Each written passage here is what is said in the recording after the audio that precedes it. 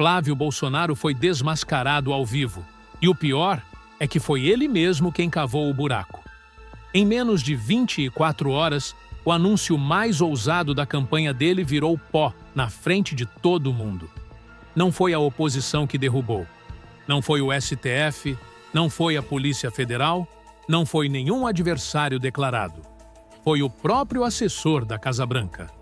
O chefe de gabinete de Donald Trump, o homem que organiza cada compromisso do presidente dos Estados Unidos, ao ser questionado por uma repórter da Globo em Washington, respondeu com 3 palavras que valem mais do que qualquer discurso. Não tem informação nenhuma sobre isso. 3 palavras. E uma candidatura que já sangrava começou a desabar de vez. Mas aqui tem um detalhe que muda tudo. O desmentido de Washington não foi o começo da queda. Foi o momento em que todo mundo parou de fingir que ela não estava acontecendo. Porque nos dias anteriores, uma série de movimentos dentro da própria campanha de Flávio já mostrava que alguma coisa estava gravemente errada. E você vai entender exatamente o que era isso em alguns minutos. Mas antes de continuar, reserve um momento para curtir o vídeo e se inscrever. Mas só se você realmente gostar do que eu faço aqui. Me conta também de onde você está assistindo, cidade e horário. Esse canal só existe por causa de você. E cada curtida faz diferença real no alcance do que a gente constrói aqui juntos. Agora, feito isso, então vamos continuar.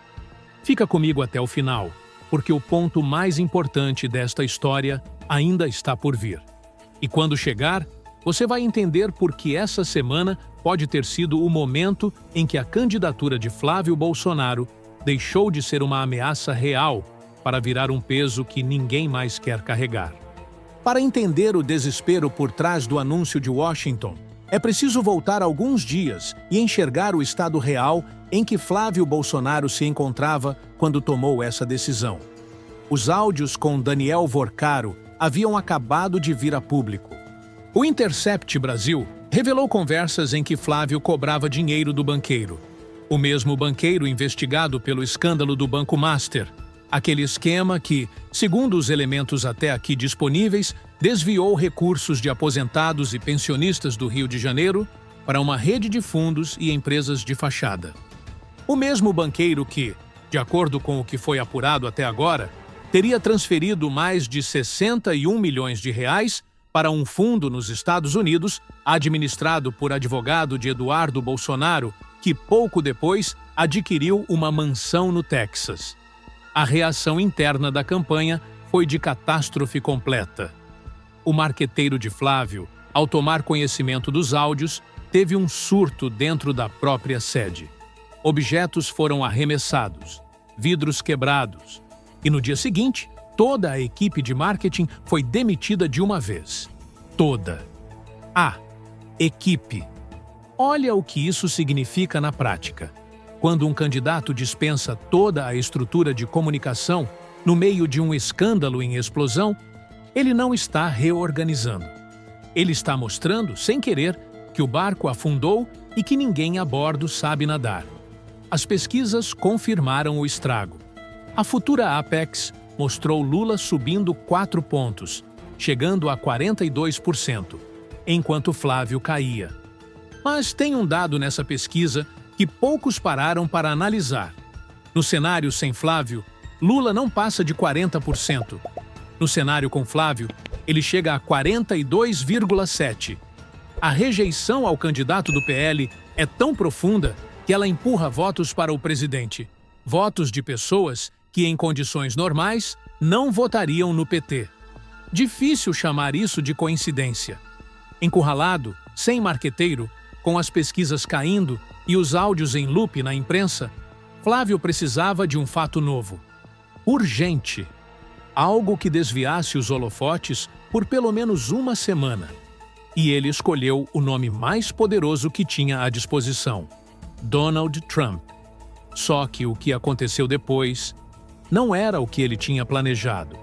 O anúncio do encontro com Trump foi tratado por parte da imprensa como fato consumado. Veículos como o Metrópolis publicaram como verdade absoluta, com base em uma única fonte, o próprio Flávio Bolsonaro. Só que outros jornalistas lembraram de algo importante. Flávio Bolsonaro é um mentiroso compulsivo com histórico documentado. O Jornal Nacional havia mapeado as mentiras em sequência. Ele mentia, era desmentido, mentia de novo, era desmentido de novo e voltava a mentir como se nada tivesse acontecido. Com esse histórico, a pergunta óbvia era: por que acreditar agora? A Globo mandou uma repórter a Washington para confirmar diretamente com a Casa Branca. A resposta foi direta. Não há informação nenhuma sobre esse encontro. Nenhuma. E foi aí que algo inesperado aconteceu.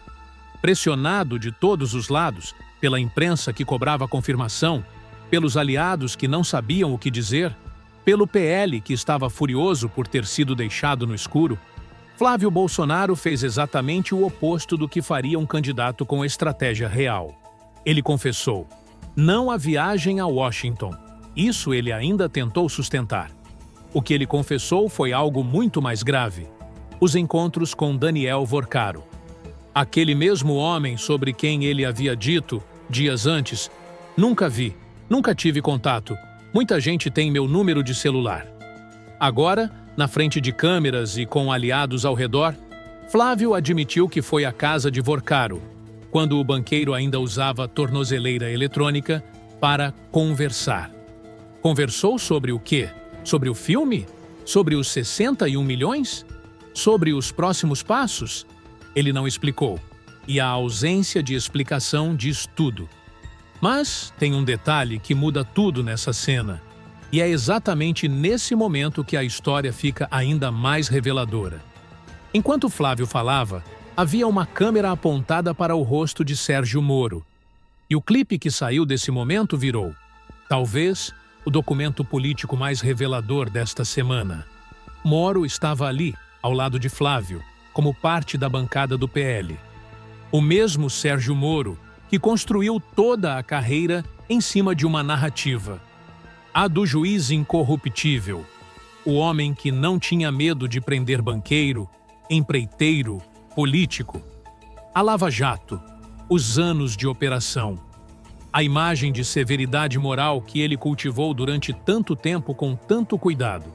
E ali estava ele, assistindo, ao vivo, em público, o senador ao seu lado confessar que foi visitar um banqueiro investigado, na casa dele, com tornozeleira eletrônica, para conversar. A expressão no rosto de Moro durante essa confissão não precisa de legenda. É impagável. É o rosto de alguém que sabe exatamente em que navio embarcou e que está tentando, em tempo real, calcular se ainda dá tempo de pular. Respira. Porque o que vem agora é ainda mais simbólico. Moro não era o único com aquela expressão. A foto oficial do evento, com toda a cúpula do PL posicionada atrás de Flávio, virou um retrato histórico do colapso. Delegado Caveira de óculos escuros, cabeça baixa, como quem está num velório. Rogério Marinho no canto com aquela cara de quem preferia estar em qualquer outro lugar. E Flávio ao centro, sorrindo, falando de encontros com Vorcaro, como se fosse a coisa mais natural do mundo. Um aliado do partido, ao ser questionado sobre as expressões fechadas na foto, deu a resposta mais honesta da semana. É a cara de quem viu que a vaca foi pro brejo. Pois é. E sabe o que é mais curioso? A reunião do PL, que aconteceu logo depois, foi descrita por presentes como uma confusão de gritos, dedo no olho e indignação. Ninguém no partido sabia da relação de Flávio com Vorcaro. Ou, pelo menos, ninguém admite que sabia. Valdemar Costa Neto teria proposto um prazo de 15 dias para avaliar a viabilidade da candidatura. Depois, negou ter dito qualquer coisa. E Flávio continuou como candidato, por enquanto. Se essa análise está fazendo sentido, deixa o like agora. Leva 2 segundos e ajuda muito o canal a chegar em mais gente. Porque o que vem a seguir é ainda mais grave. A humilhação simbólica já seria suficiente para marcar essa semana. Mas o que veio junto é de outra natureza. E é muito mais grave do que uma foto constrangedora. Antes de falar do cerco institucional, é preciso lembrar quem está pagando a conta de tudo isso. Não são os políticos, não é a imprensa. São os aposentados e pensionistas do Rio de Janeiro, pessoas comuns, muitas delas com renda de 1 ou 2 salários mínimos, que tiveram seus recursos desviados do Rio Previdência para o Banco Master. Dinheiro que deveria garantir a aposentadoria delas foi parar num esquema financeiro que, segundo os elementos apurados até agora, serviu para enriquecer uma rede de beneficiários, entre os quais, relatos apontam, estariam membros e aliados da família Bolsonaro. Isso é o que está sendo investigado. E é por isso que o cerco não é político, é institucional. Enquanto a foto de velório circulava nas redes e o clipe de Moro virava meme, a Polícia Federal era acionada. O deputado federal Raymold formalizou uma representação pedindo medidas urgentes, bloqueio e confisco de bens, além da apreensão de passaportes. Os nomes na lista: Flávio Bolsonaro, Eduardo Bolsonaro, Jair Renan, Carlos Bolsonaro, Mário Frias e o governador Cláudio Castro. O argumento central era risco concreto de fuga. E o argumento tinha precedente imediato. Mário Frias, ex-ministro da Cultura e um dos principais envolvidos no financiamento do filme, havia saído do Brasil sem autorização oficial. Quando questionado, alegou estar em missão parlamentar nos Estados Unidos. O presidente da Câmara, Hugo Mota, desmentiu. Não havia nenhuma missão autorizada. Frias simplesmente saiu. O padrão é reconhecível demais para ser casual. Eduardo Bolsonaro já estava nos Estados Unidos, sem data de retorno. Carla Zambelli na Europa. Ramagem idem. Paulo Figueiredo também. Quando membros de um mesmo grupo político acumulam ausências internacionais logo após a eclosão de um escândalo investigado pela Polícia Federal, ninguém precisa de muita imaginação para entender o que está acontecendo. Flávio tinha passagem marcada para os Estados Unidos na terça-feira. A viagem anunciada como encontro com Trump, agora sem confirmação da Casa Branca, continuava de pé. E os próprios aliados, quando perguntados sobre quando ele voltaria, respondiam com 3 palavras que deveriam travar qualquer análise. Não sabemos. Não sabemos quando ele volta. Pense bem no que isso significa. Se o desmentido de Trump foi o estopim e a confissão dos encontros foi a explosão, o abandono dos aliados é o incêndio que se alastra depois. Silas Malafaia, o pastor que havia orado por Flávio, que havia chamado a candidatura de ungida, que havia mobilizado sua base evangélica em apoio ao senador, apareceu na televisão com uma frase que vale como epitáfio político: "Se tiver mais coisas, será difícil apoiar." Só que tem um detalhe: já tem mais coisas. Muitas mais coisas. O próprio Flávio admitiu isso numa entrevista à CNN semanas antes, quando disse para ninguém se surpreender se aparecerem novas mensagens, áudios e até vídeos. Malafaia sabe disso, e mesmo assim escolheu o condicional. Não foi ingenuidade, foi cálculo. O pastor está medindo até onde pode se distanciar, sem parecer que está abandonando, porque abandonar cedo demais tem custo. Mas a porta já está entreaberta. Ricardo Salles, ex-ministro do Meio Ambiente, aquele que ficou famoso por sugerir aproveitar a cobertura midiática da pandemia para passar a boiada nas regulamentações ambientais, disse publicamente que o mínimo que se pode chamar do que Flávio fez é imoral. Ricardo Salles, aliado de primeira hora de Jair Bolsonaro, do Partido Novo, falando em imoralidade. Michele Bolsonaro, quando perguntada sobre os áudios do marido com Vorcaro em um evento público, respondeu com um sorriso de orelha a orelha. Pergunta para o Flávio: "Isso é coisa dele?" E virou de costas. Isso não foi neutralidade. Foi distanciamento calculado com satisfação mal disfarçada.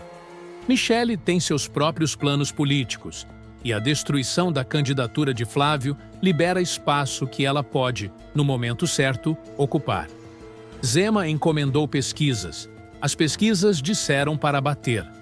E ele bateu. Porque direita, quando percebe que um aliado está enfraquecido, não para ajudar, ataca.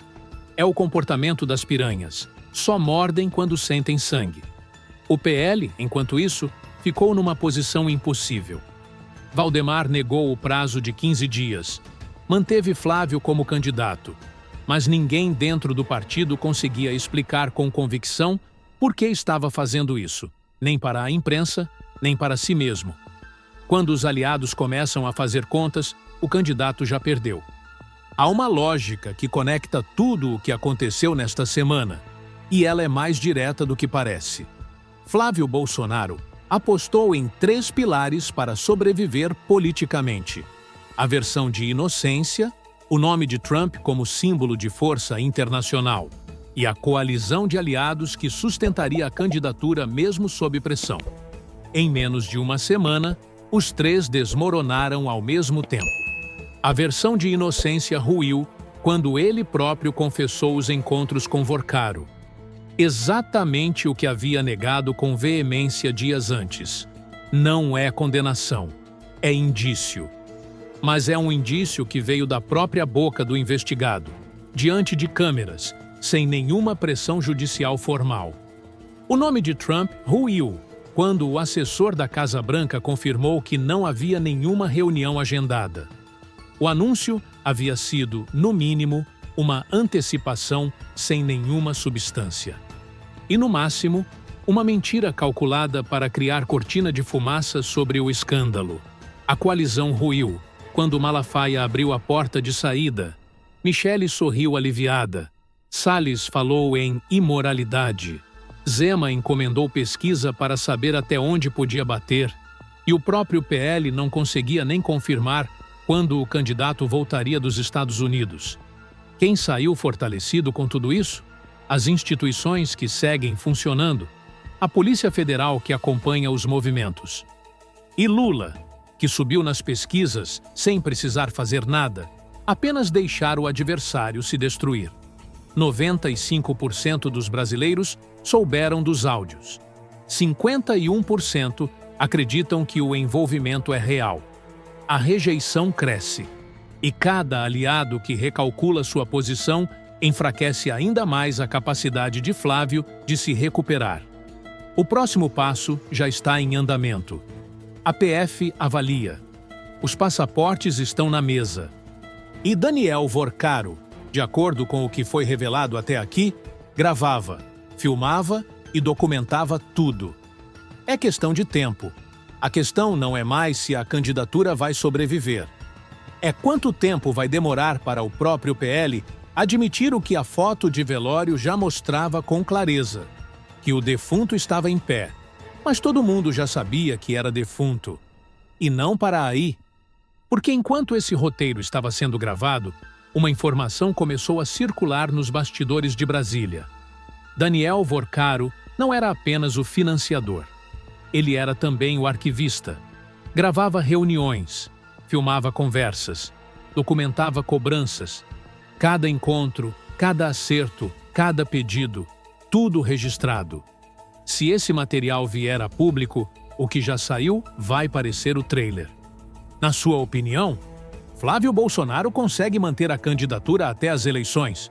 Ou a pressão vai forçar uma saída antes disso? Comenta aqui embaixo. Quero saber o que você acha. Valeu para o pessoal do Ceará e do Nordeste que tem comentado em força por aqui. Vocês fazem esse canal crescer de verdade. Esse canal não depende de partido, de corporação, nem de patrocinador para existir. Depende de você.